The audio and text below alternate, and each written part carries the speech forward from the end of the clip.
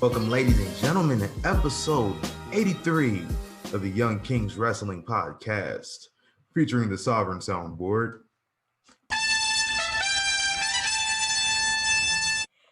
As always, you can find us on most platforms streaming podcasts, including Spotify, iTunes, YouTube, Google Play, and iHeartRadio, among others. If you're listening on iTunes, leave us a review. Links to all the platforms are available at ykwrestling.com. If you're heading over to ykwrestling.com, go ahead and get you some NWO-inspired Young Kings Wrestling BLM shirts, available in classic and breast cancer awareness styles. Head over to that link tree at ykwrestling.com and click that What a Maneuver link. Proceeds from the shirts are deposited into a fund that goes towards legitimate causes benefiting Black Lives Matter. Now, introducing your hosts. I am Thespian TC Fontaine, joined by the Nature Boy Ric Flair. If you follow us on Twitter, join our conversation on social media with the hashtag YKWrestling and the hashtag YKWPod. How you doing today? Yeah, bro, why you on here sounding like the Crimson Chin, bro? I don't know, man. I want to try something different, you know. Oh, man. Hey, it's My never voice a said the dull Crimson moment. Chin. That's what I thought of, too, with that voice. Oh, man. Yeah, it's never a dull moment out here. Thanks. Uh, How you living, man? Isolated, shut down right now because, stuff going on. So I gotta be in the I wish spot I right had now. that Uso soundbite. La damn. Yeah, I need that. But it's all good. That gives me more content. So and I'm just You going on tour? got this free. Oh yeah. I already did Smack in the Raw the other night. So when that dropped, y'all go check that out. That one was fire because we had the whole squad. Justin from Get Show showed up. Vince, Matt. We had a whole sesh right there. It's like 5 shows right there. Oh yeah, that was dope. That was definitely dope. But I'm still now with all this free time. I'm just diving right into that 2002. I done went through. What's crazy? I was talking about this the other night. I done went through the Katie Vick Survivor Series.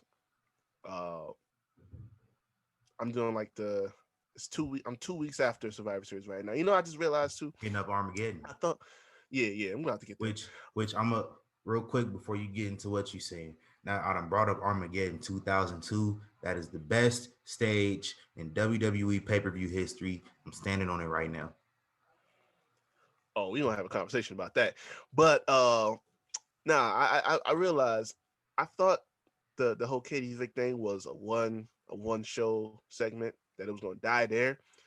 I hadn't realized that this man came out the following week and brought out the same mannequin and got in the center of the ring, sat that mannequin on his lap, and did an interview with it.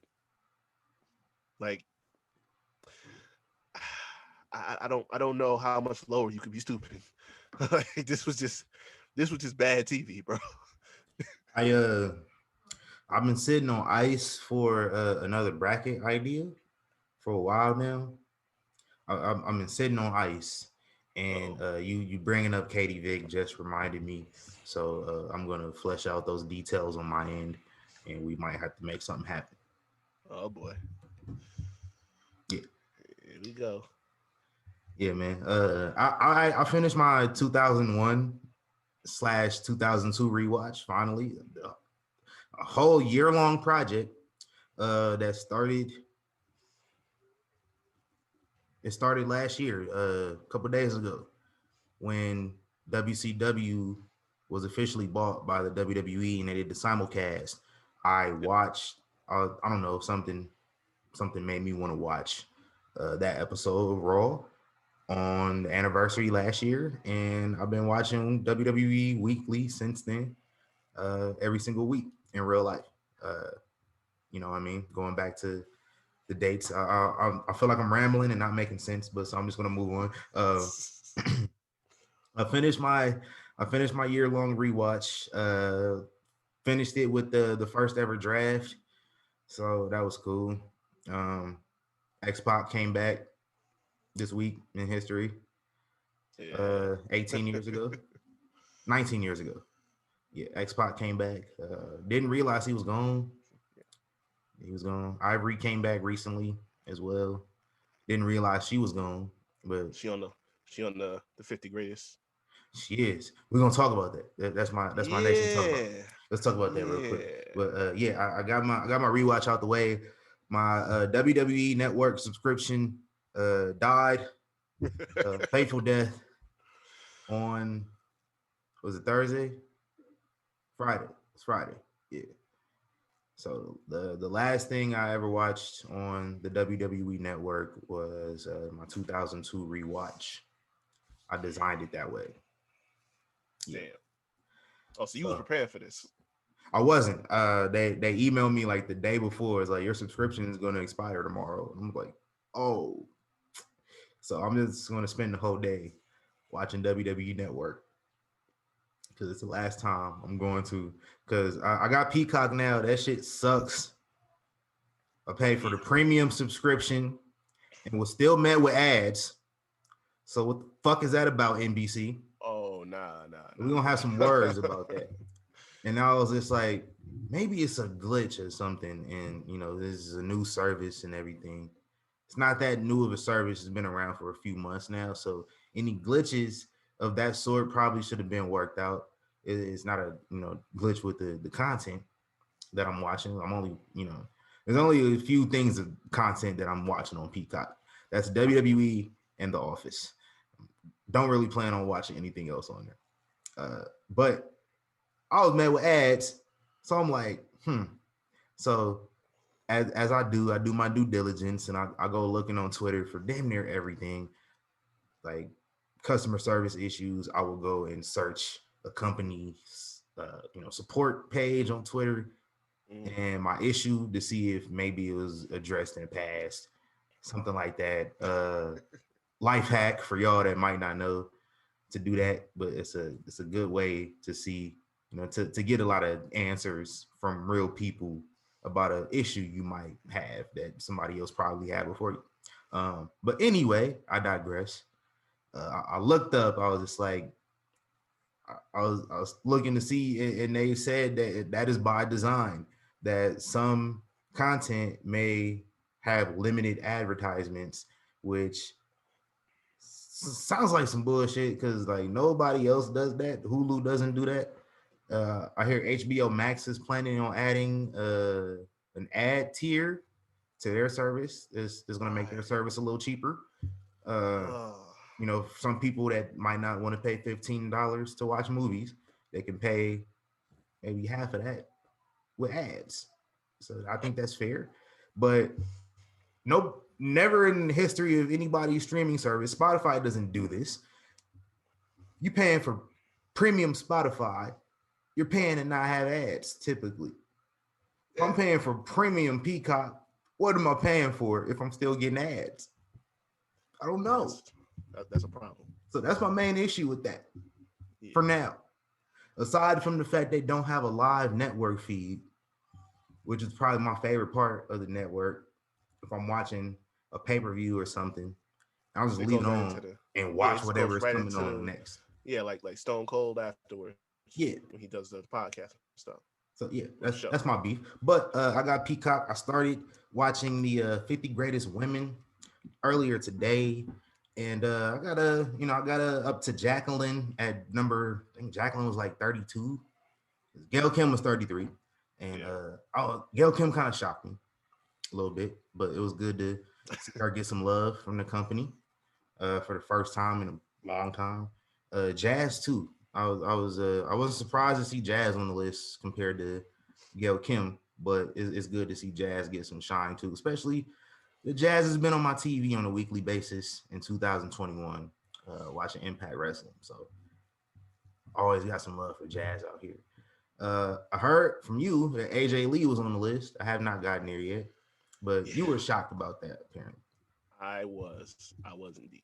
And it's not that she shouldn't be on there because I believe that she absolutely does. I didn't expect WWE to be, showing this particular love because obviously we know her direct ties to a particular individual who they just, scrape off the face of all of their content. But I mean, they didn't scrape obviously, his face off. I mean, he was on a show that was analyzing their content, so I don't think they have that much of an issue with him as much as a lot of people tend to think. not I guess not today, because like everything's kind of cool now. I guess he's like water under the bridge about it. He ain't beefing with them no more. But I mean, I don't think he's forgiven them, but oh no, he's not of tripping. course not. Yeah. But I thought her placement, those other things too. I didn't think they'd put her this high, but because we talking like in the teens, so I'm like, oh, so y'all really love her. I mean, she was part of that whole transition into the Divas Revolution, getting away from what they used to be to where they are now. So that's pivotal. So I putting her on the list was a no brainer. Just that I didn't expect her to be that high. So that was good. I was pleasantly surprised by that. Yeah. I was surprised, but maybe I shouldn't be. But I was kind of surprised to see Bull Nakano on the list too. I think that's a legend that nobody brings up, and now I kind of wish that Aja Kong had a better run in the WWE. She definitely would have made this list. I think Oh, Aja yeah. Kong does not get enough respect, and I think I'm going to take some time out and dedicate a segment to Aja Kong. Maybe put her in our Hall of Fame. I had one small issue that she wasn't even like mentioned, because they have some honorable mentions in there, Mm-hmm. and this is gonna piss you off too, because they didn't even mention her, but guess who they did mention? Cameron. Nope. Um, Give me a hint. The Battle Royal. Yo Kim. Nah. The Battle Royal that had to get renamed at Mania. I mean, at least she was an honorable mention, and they didn't put her on the list because they definitely would have ranked her top 5 any other time. Yeah, they would have, and that wouldn't have been okay. Nah, no, Like, honestly, I'm gonna say it right now. She the worst women's wrestler of all time because I'm gonna tell you. I'm gonna say why. Because it was she basically had a monopoly on women's wrestling for decades. mm-hmm. With a particular like catfight type of style, which got so much disrespect up until 6-7 years ago. Like that style of wrestling led to so much negative reaction towards women's wrestling to the point that still to this day it's difficult. Like I'm gonna talk about this in a little bit, but like look at Sasha and Bianca, for instance. Oh. People are pushing for that to main event WrestleMania, which I think rightfully it should. Mm-hmm. People are pushing for that, and the pushback from other people is been rooted in a lot of sexism. And I think aside from the obvious stuff, I think Fabulous Moolah kind of indirectly and directly contributed to a lot of that. So that's why I say she's the worst all the time, because I think the reputation that women's wrestling got in the 90s and in the 2000s and just the early half of the last decade, a lot of that negative reaction was based on the fact that Moolah monopolized the game for such a long time. At Well, I least in mean America.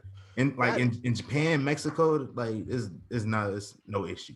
It's just specifically in America, it's a lot of like rewiring that still needs to be done. I mean, there's that in the fact that women's wrestling compared to men's wrestling wasn't getting as mainstream. So when you're popular on the side of it that's not getting the most attention, it's like, well, who's really gonna be usurping your spot at the end of the day? It's like, oh yeah, well, women's wrestling isn't blowing up right now. Moolah is the shit on the scene over there, but what is it really saying? So that plus And the I monopoly, of realized course. that about a month ago when we had Chris Bournet on here talking Mm-hmm. about the lady wrestler, and I researched those women in that documentary. watched how they worked their matches during the same time frame as Mulu, and they was actually doing moves that a lot of folks' favorite wrestlers are doing nowadays. Mm-hmm. And that's why you could argue she watered down the game so much. Right, she kind of had to, because if they would have been mentioned in the same conversation, overshadowing her, that's all. Exactly, she would have been gone. So I guess, in a way, she kind of didn't have a choice but to, put that monopoly on the game, because otherwise you out of here. So yeah, with that being said, she the worst women's wrestler of all time. Big facts. I think I got one particular beef with this list so far. Like right now, it's kind of like, it's really just to generate conversation. But this one, it bothered me a little bit. We started it off with I actually forgot who number 50 was. I'm not gonna lie to you. I forgot. Shit. Toni Storm was number 49, which I didn't necessarily agree with that either. But Kaylee Ray was number 48. Yeah. The longest reigning women's champion in the company in how long? Yeah. Is number 48 of your greatest women of all time? Yeah, that's wild. That's real crazy. Like nobody has really come close to beating her. Like I know they had about 6 months off. Was it last year? Give or take. Even with them 6 months, like nobody was beating her before then. Mm-hmm. So I that's probably the only change I would make. Like not Toni Storm, but Toni Storm needs to be higher than 49 too. But Kaylee Ray definitely needs to be higher than 48. Like I would argue Kaylee Ray's probably at this point maybe top 15 all time. Just like holding that title, beating the names that she's beaten. She hasn't just beaten chumps. Like she's beaten Toni Storm, Piper Niven. I want to say she's beaten Rhea Ripley at some point. I want to say. Kaylee Ray? I don't think so. No. Unless it was in the Mae Young, but I'm gonna go confirm that really quick. Now that I said it, I don't think so. But I'm like, I could tell you this: the rest Miko of Satomura, like beat her. Like she's beating everybody put in front of her. She's. I would like to see her come and tangle it up with some women in America. That's what Walter doing, because Walter is beating everybody. So Walter America, because there ain't shit else for him to do. Kaylee Ray needs to do that because she's beating everybody else. And I think if she does that and she come here and they're smart and they have her beat people she's supposed to beat here in America, then she might get some respect. But 48, not feeling it.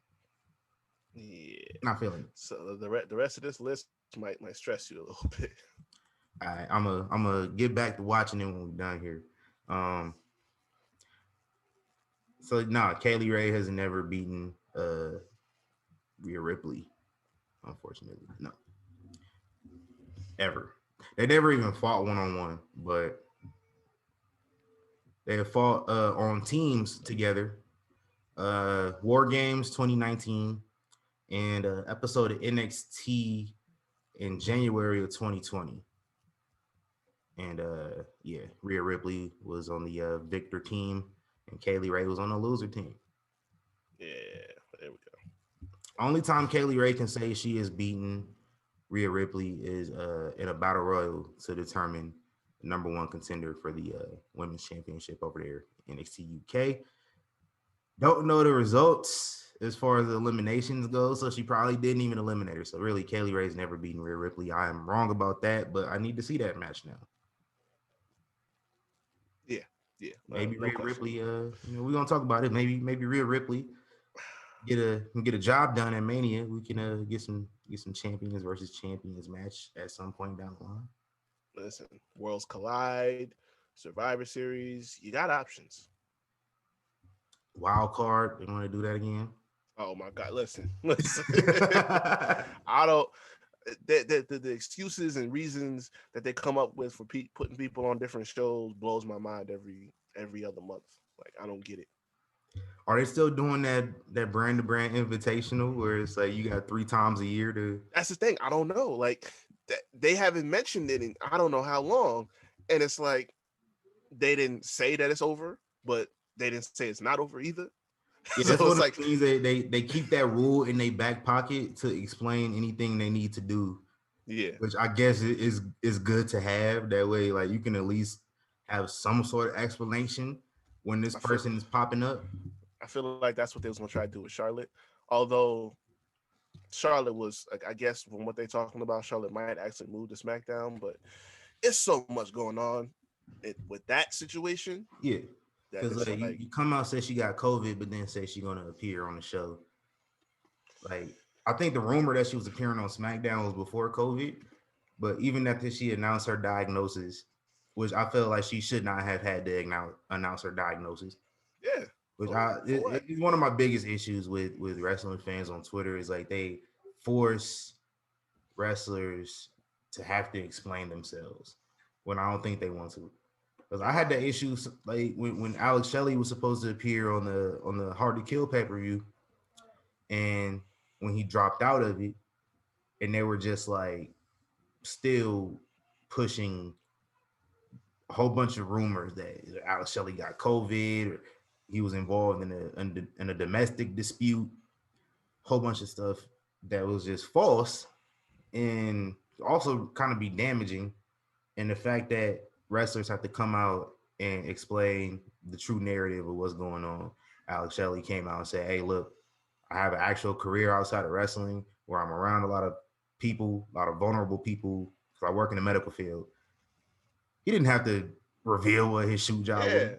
Yeah, that ain't nobody's business. Like, but the fact he had to do that was wow. And the fact that Charlotte had to come on here and clear things up, and then you still push that she's showing up on the show. Listen, Charlotte, for whatever people's opinions of her, she don't owe explanations to nobody in terms of who she is personally. Because I said this, like, she got my respect for the way she held down Andrade. Oh yeah, because they was gonna hold that man hostage for I don't know how much longer, and she said, "Look, do what y'all got to do. Let him out of his contract, and if the rumors are true, she might be sitting out Mania because they caved in and said, okay, we're gonna let him out, which is no fine with me. Clause. Yeah, I mean, because the direction of what we thought they were going, did not want to see it. Not, you know, I don't want nobody to get sick or nothing for for my entertainment, but I didn't know she was gonna get sick. I just didn't want her to be in the main event. Yeah, and the thing is too, like, yeah, and the thing is too, like, I don't mind. Obviously, WrestleMania is better when you have a talent like Charlotte on the card, but we've seen her against Asuka. Don't want to see it no more. We've seen her against Sasha. Don't want to see it no more. I mean, we could later down the line if she goes to SmackDown, but not in this context. Not when we have Bianca Sasha set up and it needs to be left alone. So that just puts you in a position like, okay, leave that shit alone. If you had something else, if you developed some other, storylines with the women, that's one thing, but you didn't. So you can take this one to sit out. It's not a big deal. Facts, man. Speaking of WrestleMania, man, this hype around WrestleMania weekend is heating up. Like, I've not anticipated a WrestleMania weekend as much as I have before. I don't think, really, ever. So I'm very excited about it. We got a NXT TakeOver Stand and Deliver. That is a mouthful. We got some newly announced matches this week. I'm gonna spell those out for you. MSK versus Grizzled Young Veterans versus Legado del Fantasma versus Vacant for the NXT Tag Team Championships. Versus Vacant. The current holder of the Tag Team Championships. Oh man, that's gonna be fun. We got Walter versus Tommaso Ciampa for the NXT UK Championship. Told you, man. He ran out of challengers out there. It's about to be so fire. Oh yeah, that's gonna, man. I am ready for the pain and the torture that Tommaso Ciampa is about to put himself through for our entertainment. I want to thank him ahead of time. Next up, we got Jordan Devlin versus Santos Escobar in a ladder match to determine the undisputed cruiserweight championship. And you had the king of the ladder match, the inventor of the ladder match, coming out there. Y'all know what I did. Yeah. Coming out there, said no words, just slid a ladder. You know what I did. Oh God. Yeah. Oh God. We got a gauntlet eliminator match to determine the number one contender for Johnny Gargano's North American Championship. So that gauntlet eliminator is on night 1, and the title match will be on night 2. And also we got Adam Cole and Kyle O'Reilly. They announced that would be in an unsanctioned match. It should be an unsanctioned match without a referee. I think I'm on the side of a lot of pundits against unsanctioned matches now, because I thought about it. I was like, yeah, why is there a referee out there in full uniform at least? Like, and if Well, you're not Randy Orton, why are you competing in an unsanctioned match in your ring gear? well, that I can't explain, but I mean, we've seen that a lot of times, like with well, not a lot of times, but a time or two here and there. I don't know why, but I've said from the jump, once Adam Cole attempted vehicular assault or vehicular manslaughter, whichever one it was, or was that Kyle? My bad. Second that happened, I said this got to be unsanctioned. So that was I think absolutely. if you pull up at anybody's business to come run they fade, at that point is no rules. All gloves are off. I do feel I'm digging how they use Adam Cole to try to blur the lines like they did with Pat on their interview, and now he just pulling up in dudes' schools like, yo, I don't care if you train this dude, like I got smoke for you right now. Thanks. But yeah, no, this definitely got to be.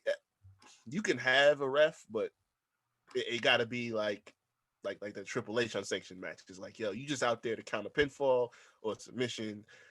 I don't want to hear you for Stay out nothing the way. else. Yeah. Like, I don't care what happens. You just stand there and watch for a pinfall submission. That's it. What They do match that. are you most looking forward to? Oh man, I don't know. Like, I thought I had an idea beforehand, but it's like all of this is just looking so dope. Like, I predicted that the tag team match, I had these 3 teams in it, but I thought that was going to be the ladder match. Now that they got Santos and Devlin in the ladder match, I'm thinking that's going to steal whatever night it's on easily. Like, because Santos, I don't think he's getting enough love. Like, that dude has been on point. And we know Devlin can go, so you add a ladder into the mix, like, that's going to be some chaos. Then the unsanctioned, I said it the other night, I'm going to say it again. I don't know how much he can sustain it, but Adam Cole is going to do his best to turn Kyle O'Reilly into a star because that's his guy. They've been building towards this. I predicted how it was going to go down. People didn't want to listen, but, this was the end game. And I think if Adam Cole is ever going to go up to the main roster, this is probably the way for him to go out. So the combination of all of that tells you this is going to be over the top. And that's without even mentioning the main events. Like, EO and Miss Pardon My Back over there, Giant Gonzalez. She been on fire. And I said this the other night with Matt and them. I'm like, obviously Raquel's gonna go over. And I'm guessing EO's probably gonna go up to the main roster after this because she ain't got nothing left to prove after that. But if that's the case, I need to see her and Zoe do some one-on-ones. Yeah, after this week. That. Yeah, I was just about to say that because I'm selfish and I'm putting myself in a Booker chair. I would like to see Zoe maybe cost EO the championship. I don't know what benefit that would have for her, but I don't know. But I do want to see them possibly feud. I think Zoe would be an incredible heel. Just looking at her package, you know what I'm saying? She can just pull out a whole bunch of different moves, and she can just break down her opponent the way a heel would do it. So Yeah, I think a heel run would benefit her. Like she was a face on the Indies, and Mhm. she was very popular. But I think a heel run on national television would do her some good. Well, I'm selfish eh, too. that honestly, if you're looking at it, that that could be a short term or a long term. Because after watching them this week on NXT, I'm like, I got to see more of that. But depending on how the match goes between her and Io, it's like she could within the next month, couple months, break off from Dakota. Dakota could turn on her, one or the other, and she could have that face run. Like not baby, but she could have that face run. And then if you want to insert Zoe into the program as a heel, that could work. So I'm all for that, but I gotta see the one-on-ones. Cause like Same. they done strapped a whole rocket to Zoe from the jump. So if that's the case, then we gotta see them run that. You know. Greatest champion in Vegas history. Facts. and of course you got Cross and Finn, like Second that. best champ in Vegas history. That's that's gonna sell itself. Like I said, me personally, I would love if they just brought the demon out for this, so that Cross can beat him, and that just puts the bigger stamp on him when he wins the title. He's a bigger star, bigger heel, because the demon is unbeatable. And I mean, it kind of fits the theme, like Cross is at that, him and Scarlett have that dark side of him. And it's like, well, Finn can get crazy too. So it's like, you mix all that together and you got 2 nights, so you can put some time in the entrances, you know, Yeah. that can work good. Do we know if this takeover is having a crowd? I don't think so. I don't think they've even announced where takeover is going to be at. I guess they kind of follow in I want to see. Mania's lead. I want to see Killer Cross in front of a crowd with that entrance. He deserves it. Yeah. It's about damn time, honestly. Need that. But yeah, that's the heat that was announced on NXT. But for Mania, I'm gonna run this one down. We got some heat that was announced for Mania as well. We got Cesaro versus Seth Rollins, which I don't remember if they announced that last week or this week, but this week. Yeah, so yeah, that's gonna be fun. Like Cesaro pulled up on Seth in the locker room wearing slacks and dress shoes and still swung that man. And you know how slippery dress shoes are on concrete, especially dusty locker room concrete. The fact this man was able to still pull that off, those are some high quality shoes right there. Got to be. Like he got those made He did not skimp. overseas. Them came straight from Switzerland. Like he spent the whole check on them shoes. Easy. Hey, he got that new contract. He got a raise. He's like, man, I'm gonna give me some new shoes and run around here in my shoes and my slacks, shirtless at work all day. Because I can do that because I'm Cesaro. Yeah, I'm looking forward to that one. On Raw, we got Asuka versus Rhea Ripley for the Raw Women's Championship. That's gonna be fun. Regardless of how y'all feel about it, let me just break this down. I've seen people complaining about Rhea Ripley jumping the line on her quote unquote first night on the roster. One is more so like her 8th or 9th appearance on the main roster. We know who she is. We know what she's about. We know she's won women's championship in NXT UK. She's won the NXT Women's Championship over in America in Florida. She was in a high profile matchup for the Raw Women's, the NXT Championship at WrestleMania last year. Like that's the only point that matters. I don't understand people that say, "Oh, she's getting a push. She's just getting this push right away at WrestleMania." She had arguably the best match of night 2 at WrestleMania last year. So it's her second Mania. So she's not exactly new. Yeah. And more importantly, what do you have to propose better for Asuka at WrestleMania? Naomi. I'll wait. Because it seems to be those are the only people that had an issue with it is people that wanted to see Naomi in that spot. which is a conversation for another day. Listen. If you follow me on Twitter, you know how I feel about Naomi stands. I think they're very delusional lot of people. Listen, when she lose Lana, then we'll talk. Yeah, like right now, like I don't want Naomi in the title scene with Lana by her side and Lana holding her down like she did the other black person that she was partnered up with. I don't want that. So when Naomi get rid of that dead weight, then we can talk. Like channel that inner Dr. Umar. Yeah. Like if you know Why you the know. white managers in my matches? This is only for Africans. I kid. Also announced we got the Fiend versus Randy Orton, which this needs a step for sure. I Oh yeah, need to get us a step. I ain't trying to see these two go one-on-one in a regular old match. Nothing else with fire, please. Like Nah. it's played out at this point. Yeah. Like we get it. We get it. Like do some like something I suggested, have this man be rehabilitated back to the original form of the Fiend. Because yeah. But yeah, this needs a step. Kevin Owens versus Sami Zayn. This is the one that we have been waiting to see. These two going one-on-one at WrestleMania since December 11th, 2014. Yeah. If you don't know what December 11th, 2014 was, that is the day Kevin Owens had his debut match in NXT, and Sami Zayn won the NXT Championship that same night in the main event at TakeOver or Evolution. And he killed that man. And he destroyed his boy and took his title at the next pay-per-view.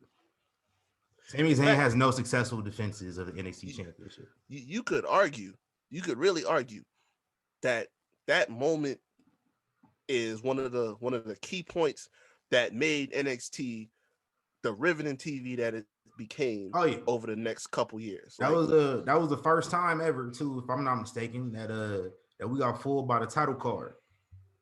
Oh yeah, that's a fact. Like great wrestling can carry only so far. The storylines and drama is what really gets you.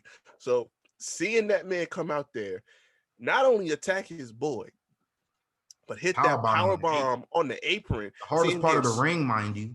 Exactly. Seeing him stretcher it out of the arena after he just won the NXT title. It's like the title that he worked so hard for a whole year to get.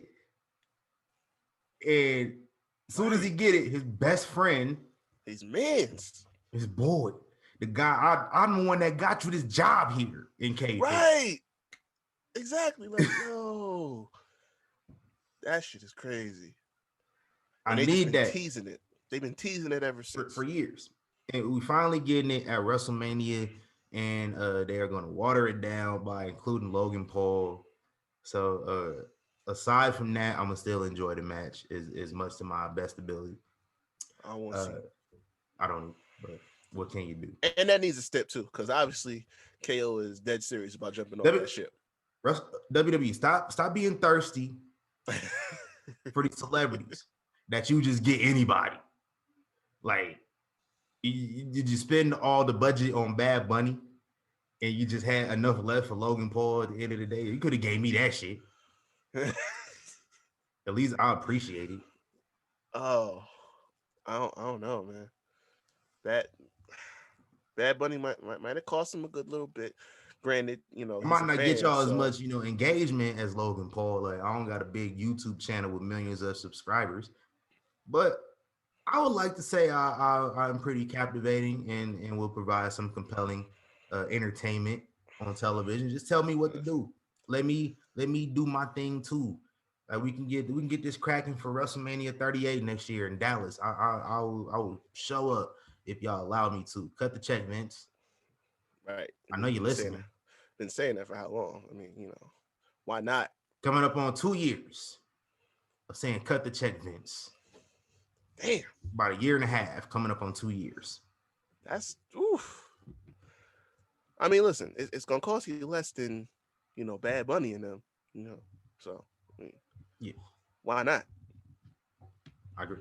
Speaking of Bad Bunny, Bad Bunny versus The Miz. Now, this I was gonna ask you this question: which match are you most looking forward to? I am most looking forward to this match because I'm putting myself in Bad Bunny's shoes. Okay, Bad Bunny has been a lifelong wrestling fan. It shows clear as day. He took his first bump at the Royal Rumble, got up holding his ribs. It was like he was a natural. That's just stuff we do as lifelong fans. It's second nature for them to do that after taking their first bump, because that's what you see everybody else do. So you just know immediately to sell. Yep. So off that, I know Bad Bunny got some moves in his bag because I know he was one of them kids like myself who was hitting moves on stuffed animals when we was 12 years old, 10 years old. So I know he gonna have the right techniques down. And when you're working with a pro like The Miz who's gonna help carry him, I think we're gonna be surprised just off of that alone. Just because I know the passion is gonna be there. I know he's been in Florida. He's been in Florida every single week besides like 1 week, and that was the week of the Grammys. Yeah, I was about to say, he was out for that. So he had prior engagement, but aside from that, he's been on every single show. So I know that passion is there. I'm pretty sure he's been working. You know how many rings they got scattered through the stadium? Oh yeah, of course. So I know he got some time. You know, what's called time for Monday Night Raw, like noon. Show don't go live till 8:00. So you got 8 hours. That's enough time for somebody to get a session in. Yeah, he's work on some moves. So I think he's gonna surprise us, man. I mean, he probably will. The only thing I say about now that making it a singles match instead of like a tag team with him and Priest is just like it's a lot of heavy lifting that the Miz is gonna have to do. That and you create that pressure. You know what I'm saying? You know, it was different when you had, you know, McAfee and Adam Cole, because at least Pat McAfee was an athlete. You know, it's just a matter of, you know, making that transition into the sports entertainment realm of it. You know, Bad Bunny, he's a fan, yeah, of course. So he understands, you know, the aspects of the business. You know, like you said, selling and stuff like that. You know, but it's like that pressure he's gonna have to produce, and thankfully he's got a guy like The Miz who, you know, has been a veteran for over a decade now. He's never been hurt and stuff like that, so he knows the safe way to get through a match. But it's like now you're gonna have all these fans who don't even know about wrestling. They're gonna be watching to see what he does. So it's like, you know, it creates a new audience, new eyes, which is good. But it's like there's more pressure on him, like you said, more heavy lifting for Miz to do. But I do think that he probably will surprise some people. I don't doubt that. And I think two guys who, you know, I just really kind of I knew about Bad Bunny before the Rumble, but I didn't really care about him per se. So I didn't really know that much about him from what I know now about him and what I've known about The Miz for years is that I don't think either of these two guys are scared of pressure. So, you know, Zero Miedo or the Pentagon. And I'm also speaking of that, I'm looking forward to this new video that Miz and Morrison are dropping tomorrow night, because he kind of slapped from the little bit I heard. I'm not gonna lie, it kind of slapped a little bit. Oh man, listen, the last two songs they dropped was fire too. I'm about to say anything that they drop in terms of like the music videos and stuff, I will watch it because it entertains me. I'm not gonna say it slap, but it definitely entertains me. So I'm gonna give that to him. I'm gonna be looking forward to this one. And also announced our main event for night 2, Roman Reigns versus Daniel Bryan versus Edge for the Universal Championship. So all these matches announced, man, which one you looking forward to the most, and what are your thoughts on this triple threat? Oh, that honestly, that's the one. That's the one for me, because obviously I don't like the way, you know, Daniel Bryan just kind of, you know, pouted his way into it. You know what I'm saying? You're gonna hold the show hostage until that's you white get goat another privilege. shot. Like, I'm not a big fan of that. But what it did, I do like, because Edge is officially a heel now. It's they done said it already. He is now a heel going into this, and we see that unhinged, you know, off the off the cuff, like wild side of Edge. That it's like that, the late 2000s, before he got to that point where he was close to retiring, like where he Like was oh really at wait, his peak. Yeah, exactly. Like I said, I was La talking about Familia. it before. Yeah, like when he was going into the cell with Taker and he just snapped, like those are the vibes I got watching SmackDown this week. So if we gonna get that Edge at WrestleMania, plus Roman Reigns when he's been on top of his game now, and you know, to Daniel Bryan's credit, and I said this on the last episode, is like he's been putting on the best work inside the ring of his career ever since he had that resurgence to get back in the ring, and after he had to retire. It's like he had that Shawn Michaels effect. He had the time off, he came back, reinvented his game a little bit, and now he's like getting those similar but different results. So when you put all the three of them together, like that's gonna slap easily. Like it's one of those things where you're glad it's 2 nights because it's not a super long card just to get to this, Yeah. and now people can enjoy it, especially with a crowd. They can enjoy it the way we're meant to. So I'm definitely looking out of those. I'm definitely looking forward to this one the most. And you also had that built-in story, which I seen it mentioned on Twitter on Friday, how Yeah, all three of these men had had their careers taken away from them for a moment, yeah, and Edge has been the only one so far who has not come back and reached that pinnacle again. Roman did it immediately. Daniel Bryan, it took him a few months to get there.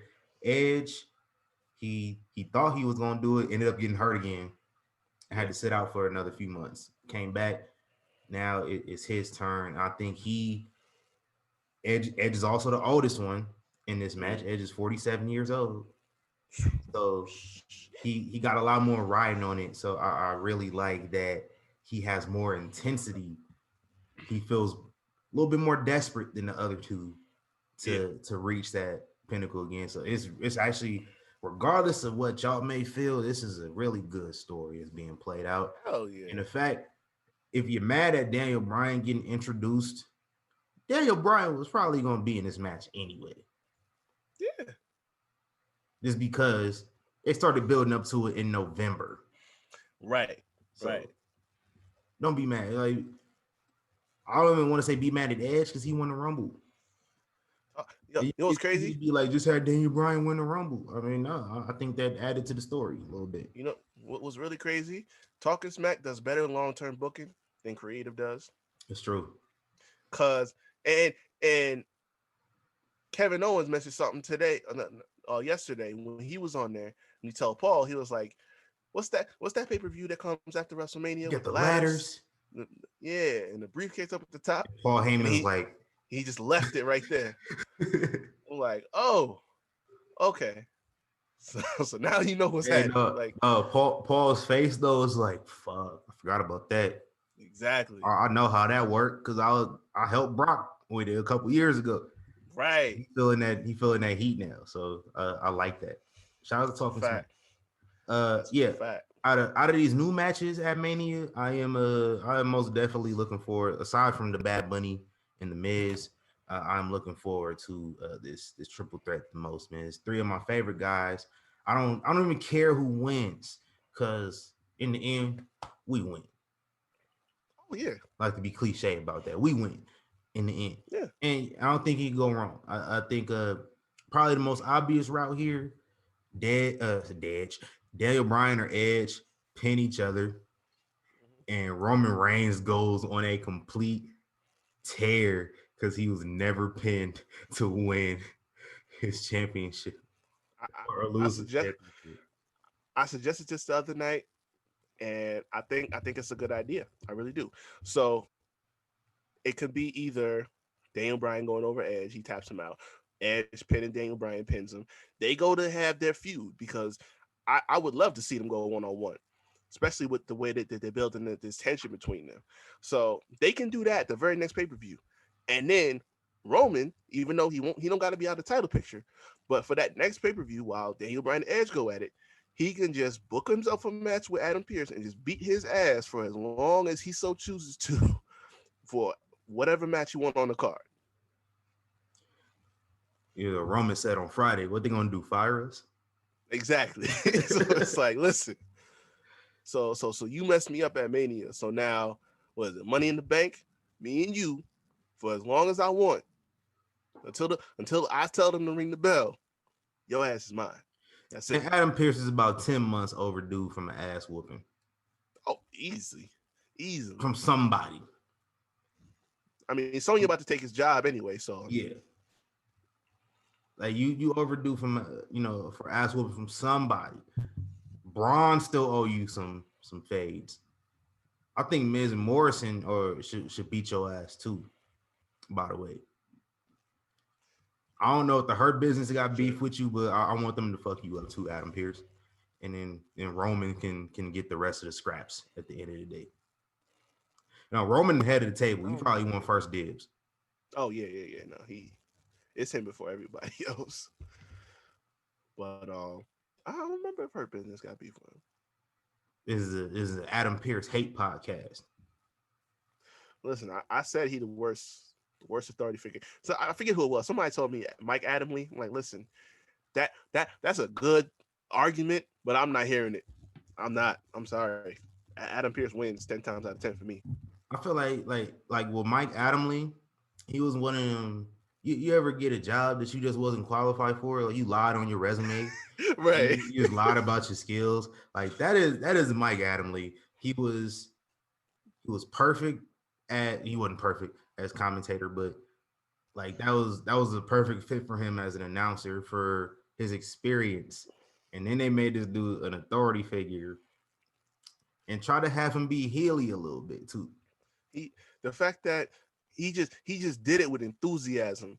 That's why it like kind of got overshadowed a little bit. It's like, okay, we try to give him credit because he just did it with such as vibrant energy to it. It's like, nah, bro, you still bad at your job. Like Adam Pearce just shows up and just does shit, and it's like, oh well.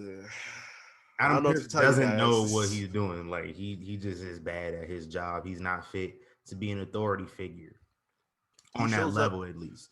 He shows up to work to get beat up, to get berated, and to give orders coming down from someone else bigger than him. Like he literally gets hung out to dry. I kind of feel for him, but then I don't. I don't at all. Like one of the worst authority figures. And one day we are going to have a conversation about how terrible William Regal is at his job, but we're gonna have that conversation another day, not today. What you mean, bro? William Regal? We're gonna have that conversation another day. Oh no. Maybe at the end of the show. Oh man. But another match on Mania I wanted to talk about, man. Sasha Banks and Bianca Belair for the SmackDown Women's Championship. One main event, Banks versus Belair. Let y'all know right now, we need that main event night one of Mania, because why not? They talk about how big of a history-making match this is, but not saying why it's making history. But we know why. That's all that matters. As long as we know. They want to gloss over it. But I think that makes me think that they are going to main event night one, because they keep on bringing up the historical context of it. You want to dance around it, but obviously we know what's up. They like dancing around black issues a lot. Don't you notice it? We knew about what Kofi and Daniel Bryan was about. They didn't mention it. We knew what it was about. Of course. But I wanted to talk about this because earlier today, I saw a bunch of people talking about who should win between Sasha Banks and Bianca Belair, including, for some reason, people were just shocked that Sasha Banks fans wanted Sasha to win. No shit. Of course. Why not? Why wouldn't a fan of this wrestler want that wrestler to win? Aside from the fact Oh that you don't God. like Sasha Banks fans for, I understand. I look, I see as a Sasha Banks fan, I look at the ones that's a little bit crazy on social media, and I get it. But don't be shocked that they want her to win. What I actually don't, I didn't see them berating or putting down Bianca like they tend to do every single other woman on the roster. Like literally every other woman on the roster, they'll just like be very, very nasty towards them on like mentioning Alexa Bliss on Twitter and shit. Like that's the main one. That's But that's I didn't even see that with Bianca. So it seemed to be a lot more respectful than usual. But they just feel like she deserves a win at Mania, and that's fine. Like, but don't act like they're wrong about thinking that. But I want to say, I think Sasha Banks should win. I think Bianca should lose, not because I'm a fan of Sasha. Like, I'm a fan of Bianca too, but I think that she shouldn't win her first try because I feel like if y'all want long term booking, this is a perfect way to do this. Because a lot of folks say they like to, nut ride and hop on AEW's long term booking. When Hangman, a lot of people are saying Hangman probably should have won the first championship, and they say, oh Mhm. no, it's part of a longer term story that I don't really see being fleshed out. Like I don't think there was plans for anything long term. I think it's just you leave the door open to revisit it. That's not necessarily long term booking. Whereas long term booking in this sense, Sasha and Bianca, they kind of been allied for a bit since the end of November and early mid December around then. And Yeah. now it got to the point where it's this tension and Sasha Banks being a vet, Bianca being this her first year on the main roster is a little bit tension there. So now we resorted to Sasha addressing Bianca as a rookie and just berating her for her lack of experience, which has led to costing them matches together. So Yeah. I say all that to say, why don't we have Bianca lose at Mania via a quote unquote rookie mistake and have her grind her way back up to another title shot throughout the summer. I just want to say, if you want to do that, don't have her losing to Natalia, but have her grind her way to another title shot at some point in the summer. And you can crown her in whenever, preferably at SummerSlam, but you can crown her at any time before that. I just think have her, learn from whatever mistake she made, and I think that actually give a little bit more sympathy to a character who I think is a natural heel. But if you're gonna make her babyface, give her an actual reason for the crowd to really cheer for her. I think the best way you do that is have her lose at Mania. Scene. I mentioned this before because I asked you the question. Would you be okay with Bianca having her moment at the expense of what is it now? What would it would be 0-6 Seven. at WrestleMania, 0-7 at WrestleMania for Sasha, and I'm like, I don't know how I feel about that. Now the problem is because that scenario will work. The problem is that they kind of they're pushing themselves into this corner harder and harder. That if Bianca doesn't win, it's like, well, what did you do all this for? It's like you brought Bianca on, you had her look pretty strong from the get.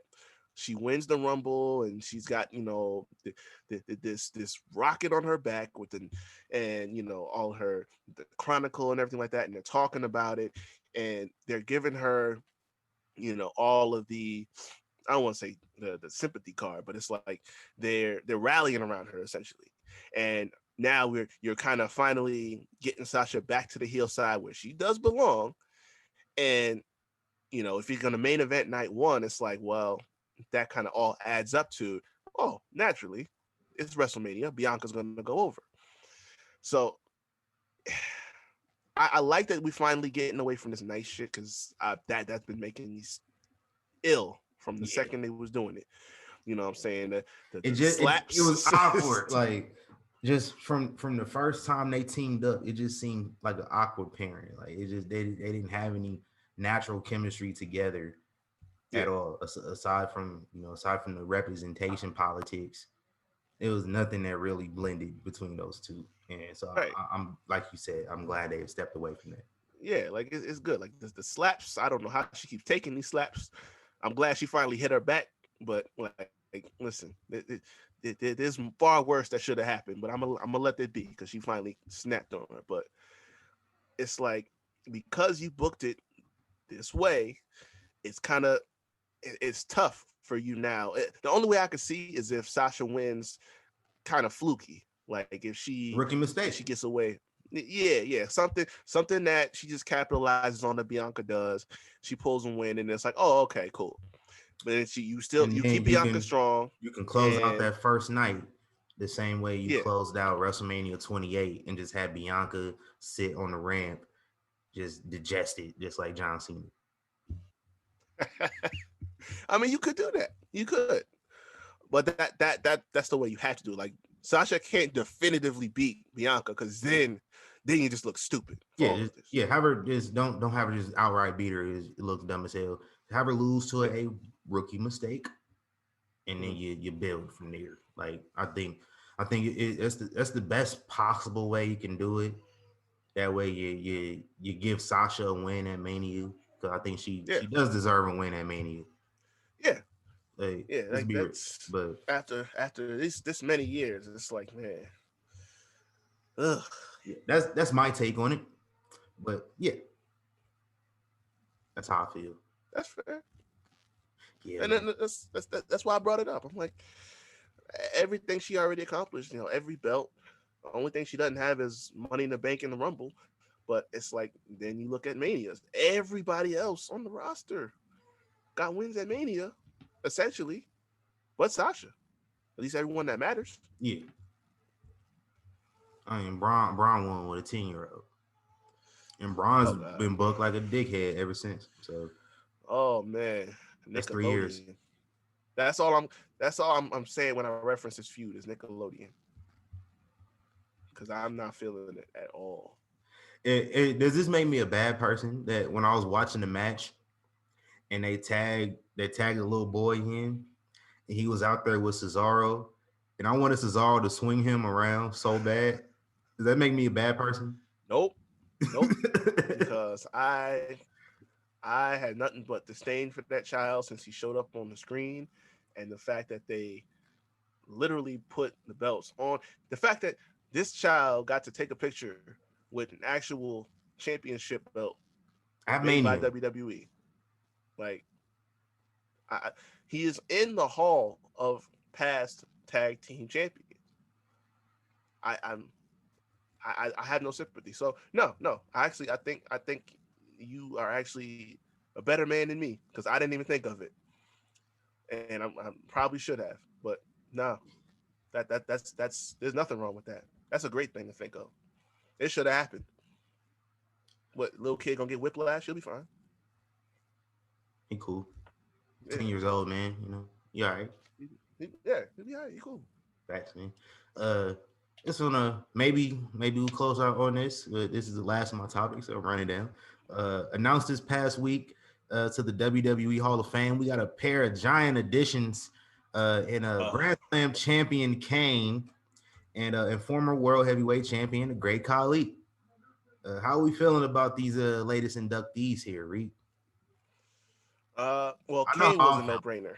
Yeah. Kane was a no-brainer. I mean, after dude was wrestling in his 50s and looking like it's nothing. I mean, and his career, everything, and not just stuff with Taker. I mean, just in general. I mean, if you you electrocute a man's testicles on live television, I mean, you can have whatever you want.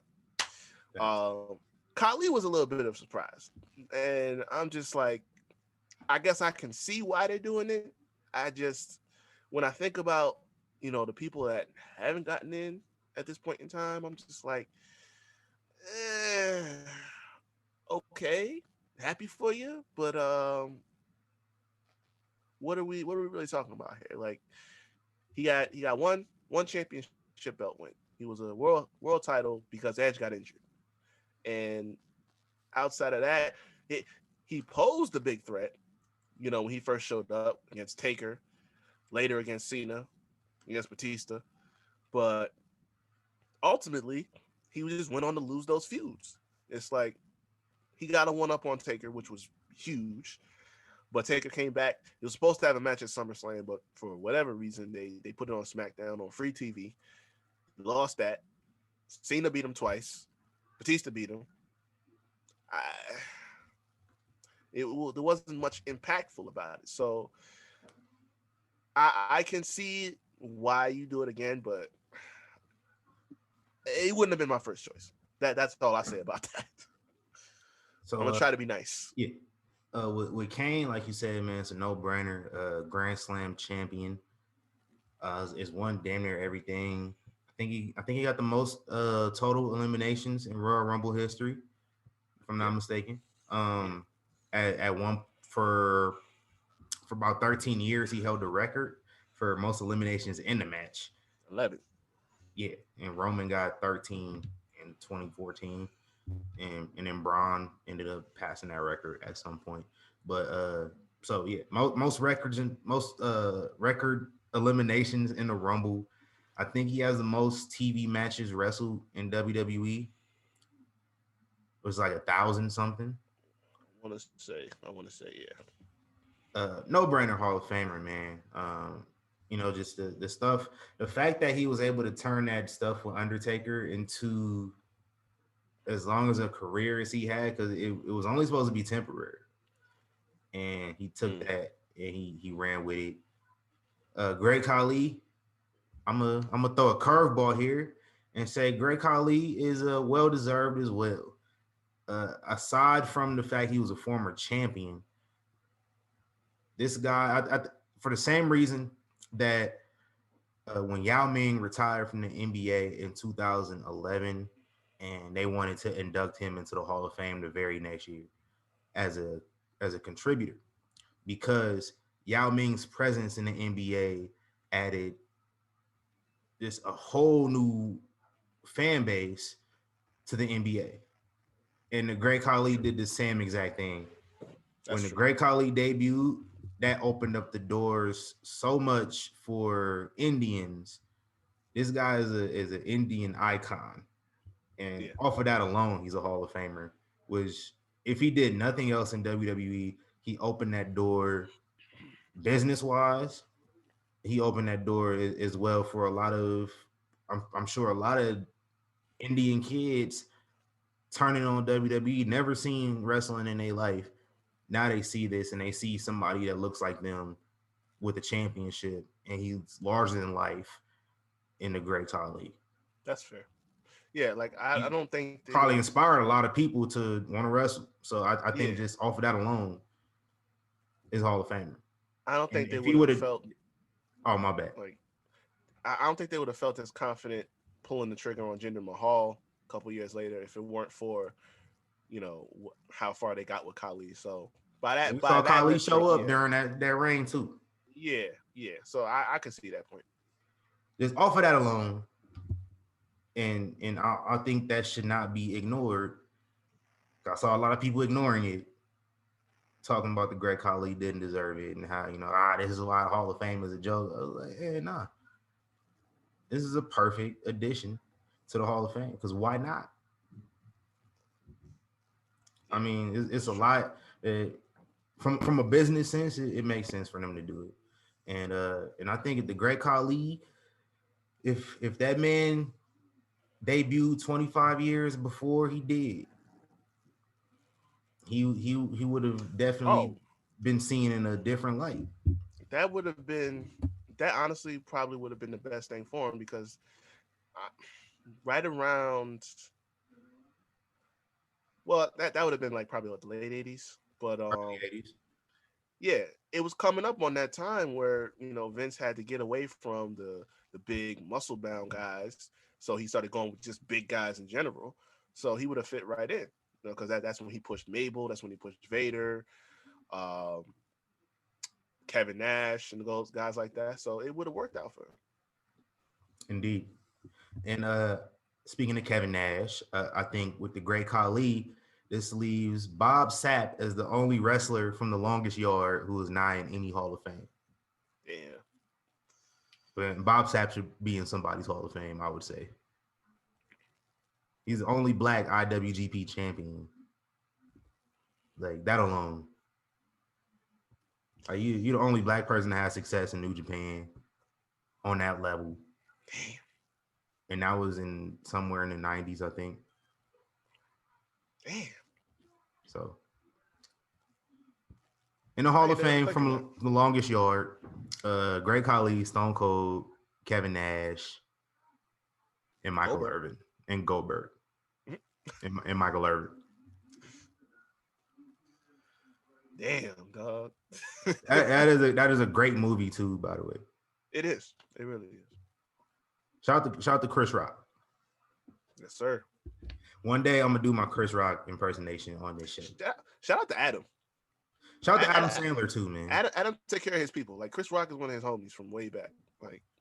Like when's the last time this dude put Rob Schneider on? I'm gonna just say, when's the last time you seen an Adam Sandler movie that did not have Rob Schneider in it? Oh yeah. No, pretty much every movie he makes, Kevin James. He makes sure his people's in. Kevin James, Rob David Schneider, Spade. David Spade, yep, Chris. Some form of either one, two, or all of them, as many as he can get. It's like he'll put them on everybody eats. Like, that's love, right? Like that's love. And shout out to Uncut Gems. I think Uncut Gems did not get a lot of love during award season that it should have. And I think a lot of that was because it had Adam Sandler in it, and they probably looked at it, Adam Sandler. No, the pretentious people who vote on awards, and they saw Adam Sandler, and they said, no, we don't want Adam Sandler. Honestly, it wasn't even Adam. That movie is just like, maybe I'll watch it again just to get like another. That was my favorite eyes, but it was just like tied. It was tied for my favorite movie of 20. That constant is just like it was just building anxiety constant for That's people. what I loved about it. The whole movie does not give you a chance to breathe. You don't really breathe for like 2 hours. You probably don't even notice that you're not breathing, but there's probably one moment in the entire film where you can kind of decompress a little bit. And even in that moment, and if you've seen Uncut Gems, it was a scene where Adam Sandler's character is hiding in the closet, perving on his girlfriend or a side piece. Yeah, like, that was probably the only moment in that whole film where it was minor intensity, but you were still kind of anxious because you was like, "Damn, this getting hot." Like he out here getting steamy. Even then, you were still worked up. So, oh man, great movie, man. Kevin Garnett was incredible. He was playing himself. Yeah, I would believe that's how he really is in real life. So. That is how he is in real life. Like, I don't really watch NBA on TNT, but KG had like his own segment on there a couple years back. Mm-hmm. The way he acted in that segment is how he acted in Uncut Gems. So that is exactly how that man acts in real life. And they said Amari Stoudemire was supposed to play that role, would not have been as great. Maybe not. I don't know. That role was written for Amari Stoudemire because he's Jewish. Yeah. That makes sense. That makes a lot of sense. KG did way better. I could see it. I guess I don't really know Amari's personality like that. Whereas like KG's personality, we knew. KG's my favorite player at one point, and then he went to this team in Massachusetts and beat the Lakers in the finals in a closeout game by 40 points. And so I stopped being a KG fan at that point. But hey, listen, man, he had to win a ring, man. Would you really be cool if a player the caliber of KG retired without getting a ring? I mean, at the Lakers' expense, yeah. Like he had a shot. He had a shot to come to LA, and And if you're listening still, we probably done talking about wrestling at this point, so you can tune out if you want to. We just shooting the shit right now. We might zero back in on wrestling a little bit here, but we talking about basketball right now because we got to promote the Havoc Hour. That's right. So we're gonna give you a little glimpse of what you get on the Havoc Hour. Yes, sir. And this is how we talk. We talk about KG. Mm-hmm. I think it would have been fine, especially nowadays too, because if he retired without a ring, like, so what? They would have gave him some ringless jokes here and there, But y'all let all these other people run around ringless and making excuses for him over the last 9 years. James Harden. So Oh God. I don't see the big deal. Well, I mean, he's doing something about it in Brooklyn now, I guess. I don't know why everybody turns and say it's KD that says, oh, he got to load up and get super teams and stuff like that. Did anybody ever think that maybe these vets out here are tired of playing on bad teams and just say, listen, they got a squad in Brooklyn. Let's jump on the bandwagon. Let's go help them win. I mean, if you're tired of playing on bad teams, stop signing with bad teams. You'll sign with bad teams and then be stuck in the contract for like 5 years and then be mad when your team ain't doing shit. Or you go to a team that's aging to ring chase and then be mad when the team is too old to compete after your second year. Well, but that I get. That I get, because you gotta go to the right situation too. Facts. This has been a preview of the Havoc Hour podcast. If you want to hear more, make sure to listen to the Havoc Hour because we talk about wrestling over here. We don't go into extended basketball conversations, but WrestleMania coming up, man. I can't wait. Yeah. And shout out. Yeah. It's gonna be a hectic week. Man, listen. It's a lot of wrestling I'm gonna have to watch. Like, and I got an issue low key with one of those matches. Tommaso Ciampa and Walter. I know Walter gonna win because that is taking place on night one, and Walter is set to defend his championship on NXT UK, which is the same day as night two, the very next day. So, spoiler alert. Yeah, of course. But I mean, that's gonna take me out of that a little bit. But I just know, it makes me look forward to Tommaso Ciampa getting his ass beat a little bit more. I mean, that's not even the only thing that makes it a spoiler. Like, Tommaso Ciampa doesn't want to be on the main roster because of the schedule. I find it hard to believe that this man will go all the way out to the UK to be on programming on a regular basis and perform. Not to mention, if Walter finally loses that title to a Tommaso Ciampa, what's his next move? I know what the next move is. The next move is Finn Balor. But that would require him staying in the US, which he said he doesn't want to do. So either which way you slice it there, it's just equal to him not losing the belt. Unless it's to somebody from UK. I don't know anybody over there that could beat him, but yeah, gonna be fun, man. So we'll cross that bridge a little bit further when we come to it. I want to give a shout out to Versus Pro Wrestling. Boulevard Brawls returned yesterday afternoon. Me and my guy, Mr. 24/7, was there. So we got some good footage, got some good stuff going on. So be on the lookout for that. Maybe on our Instagram, for sure, on Twitter, for sure, on Facebook.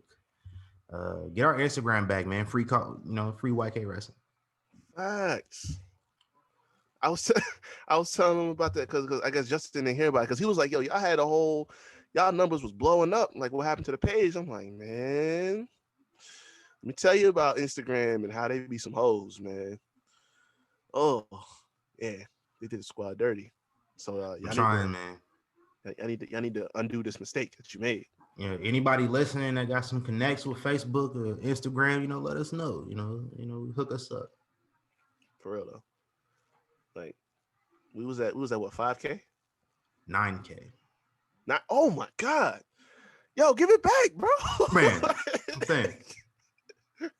Like, Cause on Instagram when you hit like 10K followers, yeah, you unlock certain features on the account. So I was just waiting. I was like, man, I'm about to pounce on these features. I was about to use these features. We was about to blow up off of some of these features I was about to use, and I was about to go crazy. And now I'm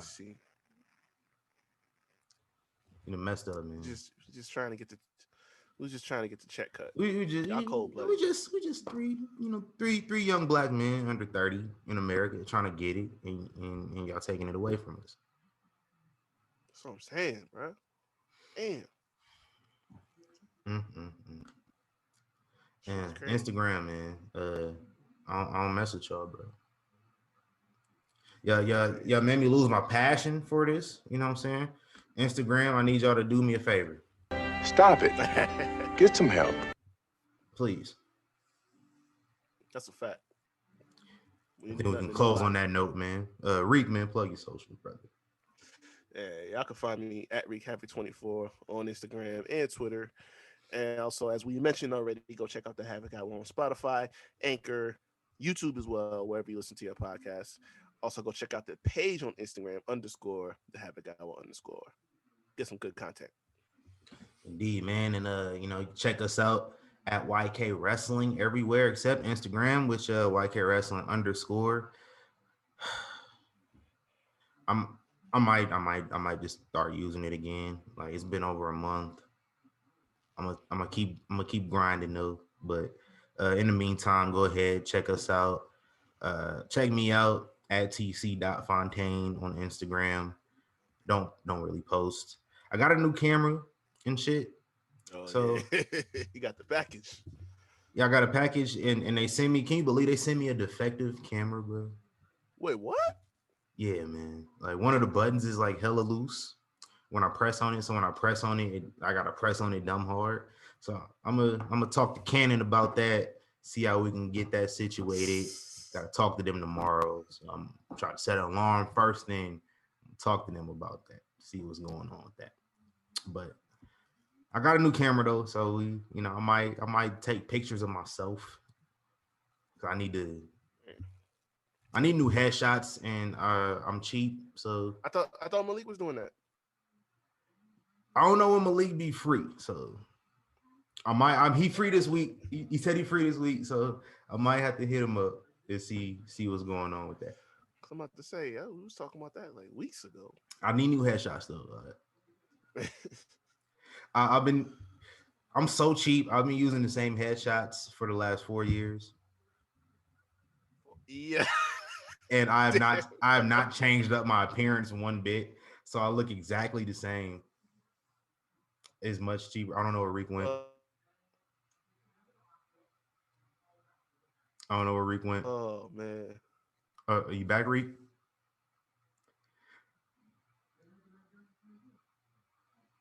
I think he's gone. Reek, right? Reek, you good? Okay. Reek is frozen. Solid. So I'm gonna close the show out on this note. This has been the Young Kings Wrestling Podcast. We are out of here. Go.